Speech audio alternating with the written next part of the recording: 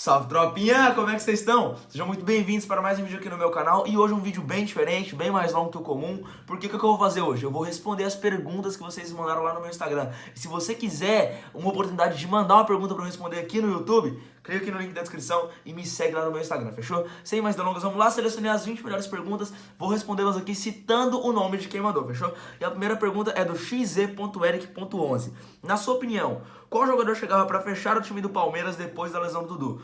É o seguinte, tropinha, o Dudu é um jogador muito singular, porque nem no território brasileiro, nem no território das Américas eu consigo ver algum jogador com a mesma característica que ele pra vir e substituir esse período de lesão. Eu acho, assim, impossível a gente achar um cara que faz a mesma função do Dudu, que é o quê? Aquele cara que, além de ser decisivo, pega a bola na ponta, levanta a cabeça, olha pra onde ele vai dar o passe. Eu acho que a gente não tem jogadores com essa característica. Mas se você pegar um ponta pra vir, fechar elenco e fazer uma diferença ofensiva, seria o Alejandro do Bragantino. Porque assim, como eu disse, é difícil, é quase impossível achar um jogador com a característica do Dudu. O Alejandro é bem diferente, mas ele é um ponta que define mais rápido as jogadas. Eu acho que um dos problemas desse Palmeiras de 2023, às vezes, é a demora pra definir as jogadas. Eu acho que um jogador mais agudo como o Alejandro, que às vezes pega a bola na ponta e decide se ele vai cortar e cruzar, se ele vai cortar pro meio e chutar, se ele vai tentar uma jogada mais de drible ou um chute de fora. Eu acho que seria bem interessante nas mãos do Abel Ferreira. Então, óbvio, não é aquele jogador que vai conter a bola tão bem quanto o Dudu, que vai jogar nas duas pontas, que pode fazer meia, pode fazer falso 9, mas assim, chegaria com muita qualidade pra esse elenco aí, agregaria bastante. Eu acho que o Abel Ferreira ia conseguir extrair um futebol bem interessante do Alejandro aí. A segunda pergunta é do 09K_IWNL, acho que é assim que se fala, acho que não sei se tem algum código misterioso aí.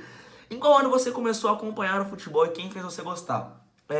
Eu não tenho uma memória exata de alguém chegando na minha frente falando assim, não, seguinte, agora tu vai gostar de futebol. Mas a memória mais antiga que eu tenho de futebol é da final da Copa das Confederações 2013, que foi disputada aqui no Brasil. O jogo foi Brasil e Espanha, o Brasil venceu por 3-0, 2 gols do Fred e um do Neymar.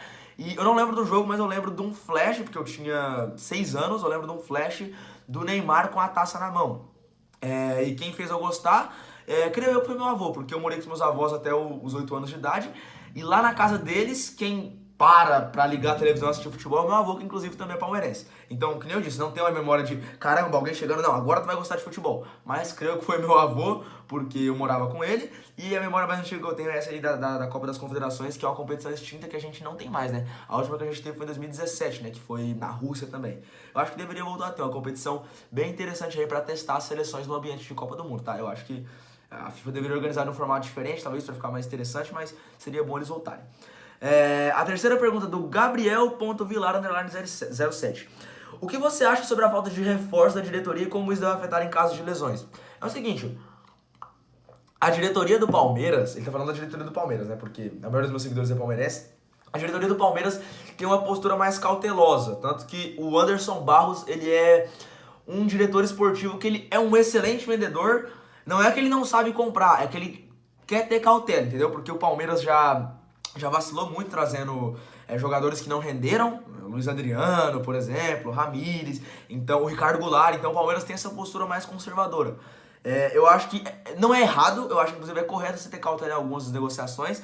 Por exemplo, o Palmeiras tentou negociar com o Ademir no começo de 2021. Mas não deu certo, muitos criticaram a diretoria do Palmeiras, inclusive eu fui um crítico, porque a diretoria enrolou, não queria pagar o preço do Ademir, porque o América estava cobrando 6 milhões de reais.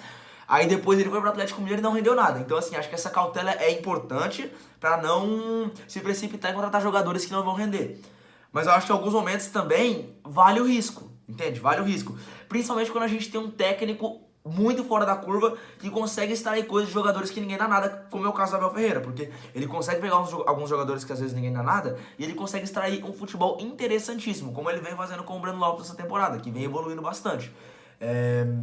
Então eu acho que é uma postura importante, tem que ter cautela sim, mas em alguns momentos você tem que parar e analisar. Opa, saiu o Scarpa, saiu o Danilo. Também não é assim, também em algum momento você tem que gastar o dinheiro, você tem que investir, entende? Então, só recapitulando, ok, tudo bem você ter essa cautela, principalmente com traumas passados do time, mas em algum momento você vai precisar de reposição e vai precisar investir. Então, e principalmente o Palmeiras que tem dinheiro, né? Alguns clubes sentem a falta do dinheiro, mas o Palmeiras, dinheiro é o que não falta. Então é isso que eu penso sobre a diretoria do Palmeiras aí. A Sara_Macedo, com 2 Os, perguntou: qual é o jogador que você mais admira atualmente? Futebol brasileiro, o Rafael Veiga, né? Sou um fã de carteirinha do cara. Mas vamos sair um pouquinho de Palmeiras, só pra não ficar nessa bolha de Sociedade Esportiva Palmeiras. Mano, o Matias Rojas, sou muito fã do futebol dele.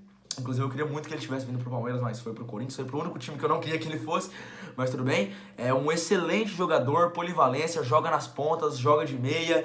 Tem uma excelente bola parada, chuta muito bem de fora. E o Tiquinho Soares, porque tá fazendo uma temporada excelente, extraordinária.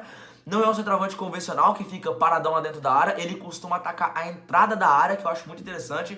Eu acho que a gente tem poucos jogadores que fazem o que o Tiquinho faz em solo nacional. Eu acho que ele merecia um time mais à altura. O Botafogo tá fazendo uma excelente temporada, mas mais à altura eu quero dizer um Palmeiras, Flamengo, São Paulo. Eu acho que se o Tiquinho fosse para um time desses, ele desenvolveria um futebol interessante.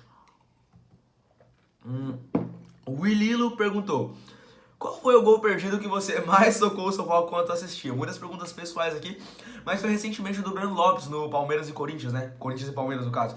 Porque o Botafogo perdeu pro Flamengo no sábado e se a gente ganhasse do Corinthians era a chance de encostar mais, né? Mas aí... E ele tem a chance do jogo, né? Um raro lance que o Palmeiras acerta a transição ofensiva, o John John dá um passe perfeito e ele recebe a bola na cara do gol. O Cássio tá caído. Ele consegue recuar a bola pro Cássio, ele chuta em cima do Cássio. Mano, o pior não foi nem ele errar, o pior foi a forma como ele errou. Vamos supor que ele chute muito no canto e vá na trave. Ia ser feio, mas ia ser menos feio do que jogar em cima do Cássio. Porque, mano, chuta alto, chuta no outro canto, chuta na trave, chuta pra fora, mas não chuta em cima do Cássio. Porque o mais difícil ali era você chutar em cima do Cássio. E foi o que ele fez, né? Ficaram falando, Cássio, gigante. Ok, o Cássio é um grande goleiro, mas foi muito mais por bagrice do Breno Lopes do que por mérito do Cássio. Com todo o respeito ao goleiro corintiano, né? Mas enfim. O Kaique.ph perguntou: Messi no ranking da história dos melhores do mundo. Mano, pra mim o Messi... eu peguei essa pergunta pra fugir um pouco de futebol brasileiro, porque a gente fala muito de futebol brasileiro. Então vamos falar um pouquinho de futebol mundial. Assim, o Messi pra mim ele é o melhor jogador da história, né? Na questão de ser completo, é o Messi, cara. Porque o Messi já fez falso 9, já fez ponta, já fez meia... já se provou em diferentes cenários, né? Foi campeão por Barcelona. E quando se falava que o cara não era o melhor porque ele não conseguia nada com a Argentina, ele foi lá e conseguiu arrancar 3 títulos em sequência com a Argentina. Copa América contra o Brasil dentro do Maracanã, né? Um Brasil muito bem treinado pelo Tite. Finalíssima, amassando a Itália com uma grande atuação do Messi, que ele deu 3 assistências naquele jogo. E uma Copa do Mundo, o cara sendo vice-artilheiro, melhor jogador, carregando a Argentina. O Messi participou de gol no primeiro jogo. No segundo ele não participa. O único jogo que o Messi não participou de gol na Copa do Mundo foi o segundo jogo, o terceiro jogo contra a Polônia. Todos os outros jogos ele participou de gol. Então é interessantíssimo. E uma curiosidade é que ele foi o único jogador a ser o melhor de 2 Copas do Mundo, que ele foi de 14 e de 22, e o único jogador a marcar em todas as fases de mata-mata. Ele marcou contra a Austrália, marcou contra a Holanda, marcou contra a Croácia e marcou contra a França. Marcou 2 gols na final e acertou o pênalti dele. Então, assim, eu acho que não faltam argumentos pro Messi ser o melhor jogador da história. E eu acho que dificilmente vai surgir um jogador com tamanha genialidade e que conquiste tudo que ele conquistou. Porque não basta você ser só gênio e não basta você só ser multicampeão. O Messi conseguiu ter as duas coisas, então por isso ele vai ser aí por muito, muito tempo, talvez até pra sempre, o melhor jogador da história. O RV_RLQ mandou a seguinte pergunta: o que você acha de o Endrick ser titular no resto da temporada? É o seguinte, ele começa como titular, né? Eu acho que ele merecia pela a dinâmica que ele dá ao ataque do Palmeiras. Mas eu acho que o Abel não vai colocar, eu acho que o Abel talvez seja muita responsa, ainda mais visando reta final de Libertadores, de Brasileirão. Talvez o Brasileirão até vá, mas na Libertadores eu acho complicado que o Abel coloque o Endrick pra jogar todos os jogos assim. Eu acho que ele tem tudo pra ser, entende? Eu acho que se o Abel fizesse uma função pro Rony fazer uma ponta, cortando um pouquinho mais pro meio, e o Piquerez subindo um pouquinho mais pra preencher o vazio que o Rony deixaria, eu acho que seria interessante. Mas eu não sei se o Abel vai querer arriscar com o Endrick assim. Mas eu acho que seria uma excelente alternativa, porque ele já mostrou que ele consegue jogar, que ele sabe fazer gol, que ele sabe fazer função de falso 9, que ele sabe sair da área. Mas a questão é o Abel Ferreira, né? Porque se dependesse de mim, ele seria.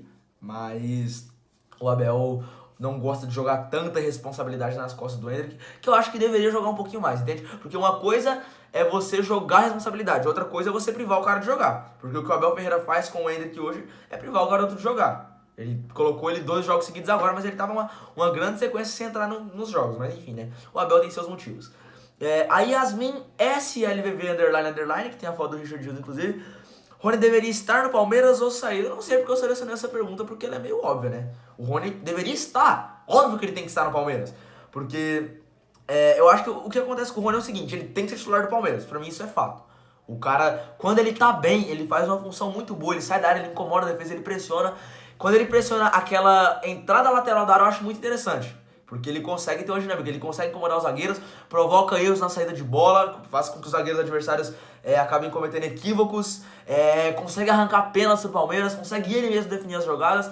Só que o que a gente tem que ter cuidado com o Rony é que o Abel Ferreira tem um amor muito grande por ele, que quando ele tá mal, o Abel Ferreira mantém ele em campo. E o Rony, quando tá mal, não consegue fazer diferença no ataque. Eu acho que ele tem que ser titular, porque ele faz muita diferença quando ele tá bem, mas o Abel também tem que aprender que quando ele tá mal, tem Flaco Lopes no banco, tem o próprio Endrick, tem o Kevin agora, tem o John, então tem alternativas, entende? Então tem que estar no Palmeiras, tem que ser titular, mas quando ele tá mal também tem que entender que tem que tirar. Porque, por exemplo, no jogo Palmeiras e São Paulo, partida de volta da Copa do Brasil, que o Palmeiras perde por 2-1, o Rony fez uma péssima partida, mas o Abel Ferreira deixou ele por algum motivo e ele foi improdutivo no resto do jogo. Então acho que o Abel tem que entender que em alguns momentos o Rony também tem que sair do jogo. Um momento ele tem que dar espaço para quem tá vindo do banco. Ismael Diadib 939. Quem é melhor, Veiga ou Scarpa? Eu acho que talvez o único quesito que o Scarpa ganhe seja a bola parada e o chute de fora, e olha lá. Chute de fora com certeza, mas bola parada não sei, porque o Veiga aprimorou. Mas eu acho que o Veiga ele é bem melhor que o Scarpa em praticamente todos os requisitos. Finalização, o Veiga é melhor. Passe, o Veiga é melhor.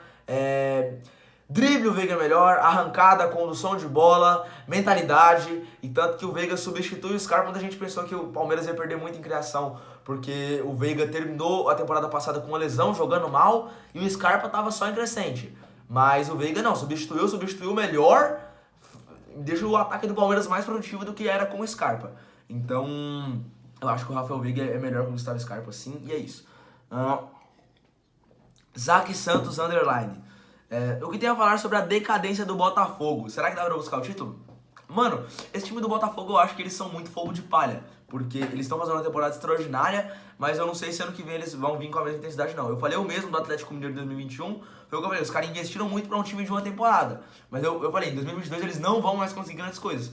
Não conseguiram, então, enfim, eu não diria que os caras estão em decadência, eu diria que o que atrapalha, não só o Botafogo, mas qualquer time, é essa questão de trocar de técnico.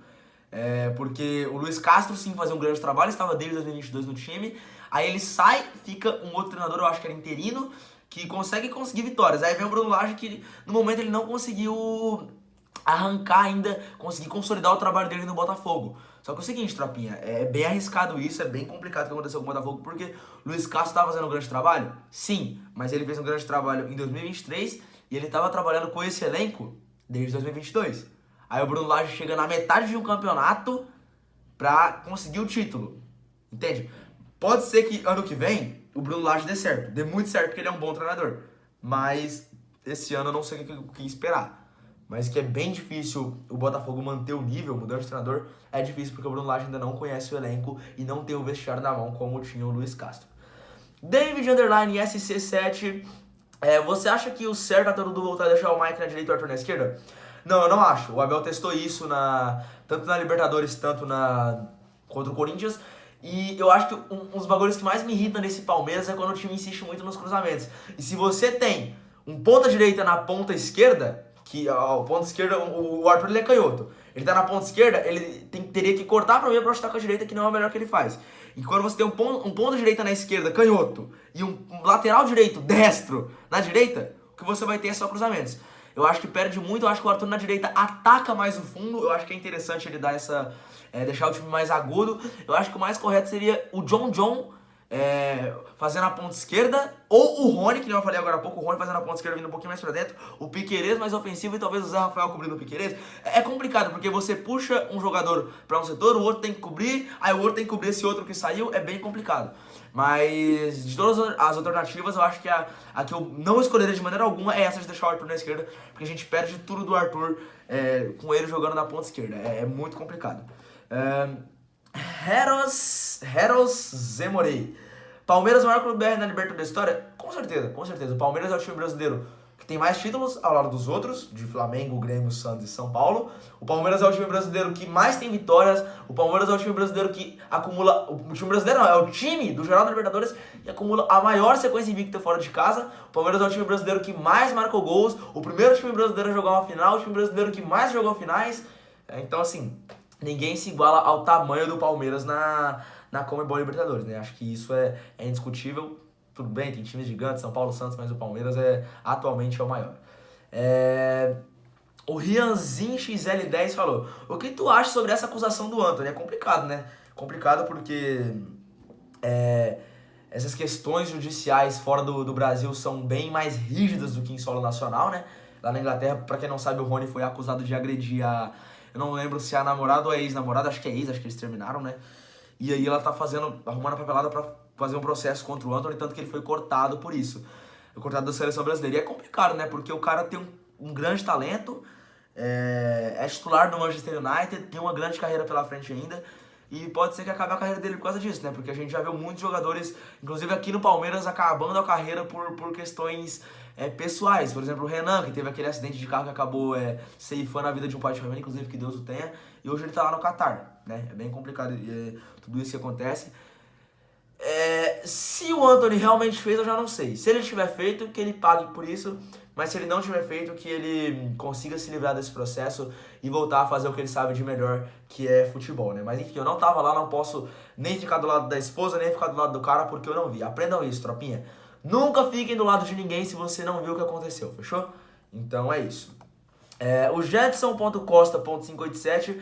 Mano, qual é o título mais emocionante que o Palmeiras ganhou? Mano, eu tenho certeza absoluta que a galera mais antiga pode puxar algum Brasileirão, a Libertadores de 99 com certeza, que foi nos pênaltis, mas a galera mais jovem com certeza vai falar Libertadores de 2021 em cima do Flamengo, né? Até por todo o contexto, porque em todas as fases falaram que o Palmeiras ia cair. Eu vi gente falando que o Palmeiras ia cair na fase de grupos, contra a Católica nem tanto, mas eu vi muita gente falando que ia cair contra o São Paulo, até porque a gente tava numa freguesia pro São Paulo. Eu vi todo mundo falando que a gente ia perder pro Atlético Mineiro. E o Flamengo nem se fala, né? Toda aquela questão ali do jogo, da soberba flamenguista, do Emerson Sheik afirmando com todos os santos dele que o Palmeiras não ganhava do Flamengo, que o Flamengo ia ser campeão. Do Arão, desculpa, todo respeito pelo Arão, tem uma grande carreira, mas foi extremamente ridículo ele falar: eu acho que nós ganhamos por 2-0, porque... Eu não gosto de soberba nem como torcedor, mas a gente até entende a soberba de torcedor porque os caras não sabem o que acontece lá dentro do elenco. Agora chegar um jogador num programa em rede nacional e falar: eu acho que a gente vai ganhar por 2-0, acho que chega a ser um desrespeito com o outro clube. Se fosse ao contrário, se fosse, sei lá, o Zé Rafael falando: vamos ganhar 2-0 do Flamengo, eu também acharia que seria um baita de um desrespeito. Mas, enfim, acho que é o título mais emocionante pra galera jovem aí. E é isso, tropinha, que venha mais uma Libertadores. O underline Davidson02, gostei muito desse nome, não sei porquê. Se caso um dia o Abel fosse embora, qual seria o substituto pra você? Cara, é bem complicado, viu? Em questões táticas, eu teria uma preferência pelo Juan Pablo Vojvoda, que faz um excelente trabalho no Fortaleza. Eu acho, inclusive, que o trabalho que o Vojvoda faz no Fortaleza é nível Abel Ferreira. Não é igual do Abel, não é melhor, mas é nível dele com os recursos que ele tem. Ele foi pentacampeão estadual, ganhou a Copa do Nordeste, ele levou o Fortaleza pra Libertadores. Se você chegasse 10 anos atrás e falasse pro torcedor do Fortaleza que queria estar na Libertadores, ele não ia acreditar, porque não era algo da realidade dos caras. E ele deixou comum, o torcedor do Fortaleza se acostumou com competições sul-americanas graças ao Juan Pablo Vojvoda. Mas eu não escutei muito falar do Vojvoda na questão motivação. Eu não sei como ele é no vestiário, como são as projeções dele. Agora, em projeção, um cara que é muito forte nisso é o Luiz Castro, o ex-técnico do Botafogo, que hoje está no Al Nassr, time do Cristiano Ronaldo. Eu acho que na questão do espírito da escola portuguesa ele seria muito interessante para assumir o Palmeiras também. Mas é foda, né? Porque ele largou o Botafogo para ir pro Al Nassr, então não sei se dá para confiar nele. Mas eu acho que Juan Pablo Vojvoda e Luiz Castro seriam os nomes assim ideais para o Palmeiras. A Alves com 2x, Alves WZ com 2x, na sua opinião, qual jogador merece a seleção brasileira? Não sei se ela perguntou do Palmeiras ou no geral, mas eu vou falar do Palmeiras. Eu acho que o Zé Rafael tem tudo para chegar na seleção brasileira. É bom que a gente tenha um técnico como o Diniz que trabalha no futebol brasileiro, que olha os jogadores que a gente tem aqui. Os dois melhores cabeças de área que a gente tem é o André do Fluminense, que está na seleção, e o Zé Rafael, mas eu acho que o Zé Rafael é o melhor volante do Brasil, indiscutivelmente. Eu acho que ele trabalha bastante para realizar esse sonho de pré-seleção, faz grandes partidas, não só desarma, mas como ele arma o jogo, cria chances. O Zé Rafael é um baita de um jogador, né? É um baita de um jogador. Ele não tá fazendo gols essa temporada, ano passado ele tava fazendo gols porque ele tava jogando de segundo volante. Essa temporada ele tá jogando de primeiro volante, tá jogando melhor do que na temporada passada, na minha opinião. Então acho que do Palmeiras aqui, ele merecia. No futebol brasileiro não vejo ninguém muito absurdo assim pra conseguir a seleção brasileira, mas o Zé Rafael aqui no Palmeiras é perfeito. nczn.y. Melhor do mundo esse ano, na sua opinião, Veiguinha? 2 coroas. Cara, se a gente estiver falando de bola de ouro em relação à temporada passada, eu não tenho dúvidas que o Haaland vai ganhar, né? Quer dizer, tenho dúvidas porque o Messi ganhou a Copa do Mundo, mas na questão de merecimento, pra mim, é o Haaland, né? Ganhou a Tríplice Coroa, artilheiro de Champions, quebrou o recorde de Premier League. Claro, faltou a questão da seleção porque ele joga numa seleção mais fraca que a Noruega, mas o Haaland tem tudo pra levar esse prêmio pra prateleira. Já ganhou o melhor da Europa. E é aquilo, né? Porque a Copa do Mundo aconteceu, é um bom argumento pro Messi ganhar. Mas a Copa do Mundo foi em dezembro. A gente tá em janeiro, fevereiro, março, abril, maio, junho, julho, agosto, setembro. Já fazem mais de 9 meses da Copa do Mundo. Então acho que o Messi ganhou o The Best, mas estava muito fresco na memória da galera ainda. Agora já deu até uma esquecida da Copa do Mundo, dos feitos dele. Se fosse em janeiro a bola de ouro, eu não tinha dúvidas que o Messi ia ganhar. Mas hoje eu acho que o Haaland ganha. Eu acho que o pódio justo, com base em desempenho na temporada, primeiro lugar, o Haaland. Segundo lugar, o Vini Júnior, que eu acho que depois o cara do Real Madrid era o Benzema, mas depois das lesões do Benzema, quem assumiu o protagonismo foi o Vinícius. Em terceiro lugar, o De Bruyne, porque foi o melhor jogador do Manchester City, na minha opinião. Porque não só fez gols, mas foi o líder de assistências, mais uma temporada excelente, o De Bruyne. Primordial no esquema do Guardiola. É uma pena que ele tenha se lesionado aí. Sim, tropinha. Veiga Mil Grau também acompanha o futebol europeu. Eu só não posto muito porque meu público é mais futebol brasileiro, mas eu acompanho bastante futebol europeu. Vamos lá. O F.Lip_FR06 acha que tentar contratar o Michael seria uma boa? Cara, eu acho que ele não quer sair do Al Hilal, ainda mais agora que o Al Hilal montou um excelente time e a Liga Saudita tá mais competitiva. Mas se ele chegasse, seria bom pra cumprir o elenco. O Michel, a gente sabe que quando ele tá na fase boa, dá bem, joga nas duas pontas, chuta de fora, dribla, sai gol de cabeça, é muito interessante. Mas eu não sei se seria uma boa porque os valores iam assustar, o Al Hilal pagou caro no Michael, eles iam cobrar mais caro, que eles iam querer lucrar com isso. Então a pergunta é se seria uma boa tentar contratar. Aí eu acho que não. Mas se ele chegasse, seria bom pro elenco do Palmeiras. Penúltima pergunta aqui, do Gustavo Lima 6181, com um ponto entre T e o A. Você acha que a Arábia Saudita acabou com o futebol? Mano, acabar com o futebol é uma palavra muito forte. Eu diria que não, porque a princípio eles levaram muitos jogadores veteranos, jogadores que já não rendiam tudo aquilo no futebol europeu, né? Eu acho que eles não levaram nenhum jogador ainda que tá em nível, e se saísse a gente ia sentir a falta dele no futebol europeu. Mas o que me preocupa é que teve o Veiga, não o nosso Veiga, o Veiga que jogava lá no Celta de Vigo, se eu não me engano, muito jovem, cobiçado por muitos clubes europeus, e ele decidiu ir pro Al Ahly da Arábia Saudita. Eu não sei se eles vão conseguir levar grandes jogadores, sei lá, um Haaland indo pra Arábia Saudita, um Mbappé, um Vinícius Júnior, mas acabar com o futebol europeu, pelo menos pra essa temporada, não. Porque os jogadores que eles levaram, em grande maioria, foram mais veteranos, jogadores mais velhos, né? Uma exceção ali com o Rubem Neves, que tem 26, Milinkovic, Savic, mas esses não eram jogadores que faziam muita diferença pro nível europeu, tá ligado? Como um Courtois, um Rubem Dias, enfim, não foi esse nível de jogador, um De Bruyne, um Haaland, isso eles não conseguiram levar. Então acho que a Arábia Saudita ainda tá longe de acabar com o futebol. Mas me preocupa porque se eles conseguiram levar um jogador jovem, eles viram, opa, talvez o dinheiro corrompa os caras. Então, com certeza eles vão tentar levar mais jogadores jovens e eu espero que os jogadores não se corrompam pelo dinheiro e mantenham tudo aí pelo bem do nosso futebol. Última pergunta do Palmeirense _ veja, ou melhor, Palmeirense, não tem o I aqui. Qual é o maior artilheiro da história do futebol? CR7 ou Pelé? Cara, o Cristiano Ronaldo, né? Eu acho que o Pelé foi um gênio da bola, mas o Cristiano Ronaldo pega uma época mais difícil, mais competitiva, em que todas as posições se aprimoraram e ele fez coisas absurdas. Então, pra mim, ele é o maior artilheiro da história. Espero de verdade, torcendo muito pra ele chegar no gol número 1000 dele. E é isso daí, tropinha. O Cristiano Ronaldo, pra mim, é o maior artilheiro da história. O Pelé tem os 1000 gols, mas era uma época mais com menos qualidade, que não tinha muitos registros, que as partidas eram menos competitivas, o futebol era mais desorganizado. Então, o Cristiano Ronaldo pra mim é o maior artilheiro da história. Enfim, tropinha, esse foi o vídeo. Espero que vocês tenham gostado desse novo formato, respondendo perguntas. Se vocês gostaram, deixa o gostei pra saber que vocês, enfim, curtiram pra trazer mais vezes. E é isso aí. Muito obrigado por assistir o vídeo até aqui. Um beijão e falou!